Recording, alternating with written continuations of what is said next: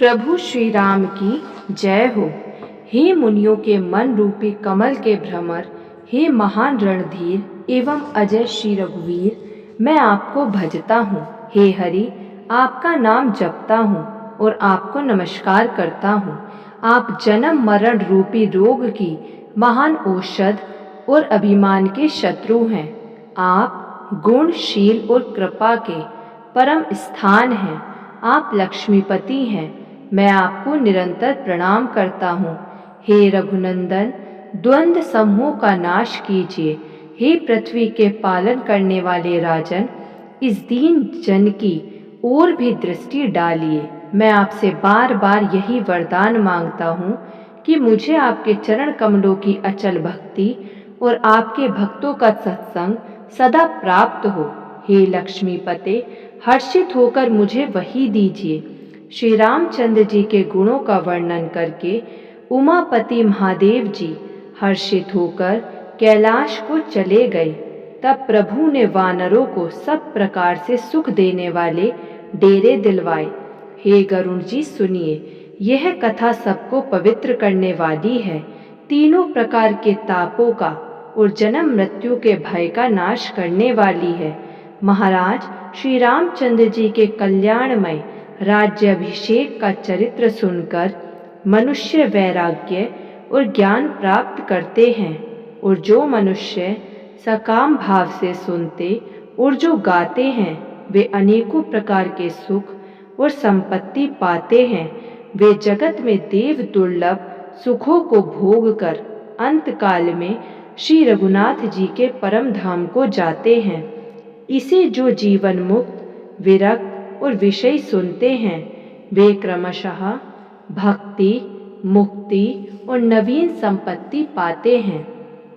हे पक्षीराज गरुण जी, मैंने अपनी बुद्धि की पहुँच के अनुसार राम कथा वर्णन की है, जो जन्म मरण के भय और दुख को हरने वाली है।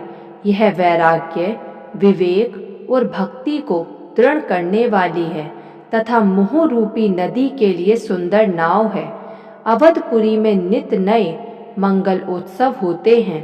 सभी वर्गों के लोग हर्षित रहते हैं। श्री राम जी के चरण कमलों में, जिन्हें श्री शिव जी, मुनिगण और ब्रह्मा जी भी नमस्कार करते हैं, सबकी नित्य नवीन प्रीति है। भिक्षुकों को बहुत प्रकार के वस्त्र आभूषण पहनाए गए और ब्राह्मणों ने नाना प्रकार के दान पाए। वानर सब ब्रह्मानंद में मगन हैं। प्रभु के चरणों में सबका प्रेम है। उन्होंने दिन जाते जाने ही नहीं और 6 महीने बीत गए। उन लोगों को अपने घर भूल ही गए।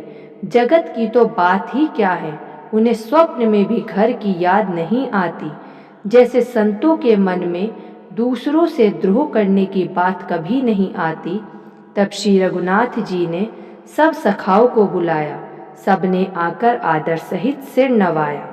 बड़े ही प्रेम से श्री राम जी ने उनको अपने पास बैठाया और भक्तों को सुख देने वाले कोमल वचन कहे।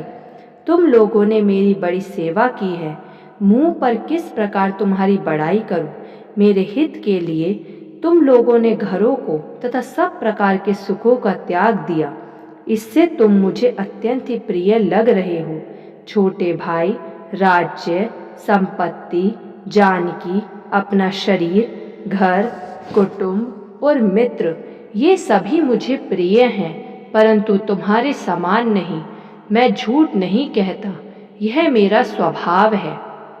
सेवक सभी को प्यारे लगते हैं, यह नीति है। मेरा तो दास पर विशेष प्रेम है। हे सखागण, अब सब लोग घर जाओ। वहाँ दृढ़ नियम से मुझे भजते रहना। मुझे सदा सर्वव्यापक और सबका हित करने वाला जानकर अत्यंत प्रेम करना। प्रभु के वचन सुनकर सब के सब प्रेम मगन हो गए। हम कौन हैं और कहाँ हैं, यह देह की सुधि भूल गई। वे प्रभु के सामने हाथ जोड़कर टकटकी लगाए देखते ही रह गए। अत्यंत प्रेम के कारण कुछ कह नहीं सकते। जय श्री राम।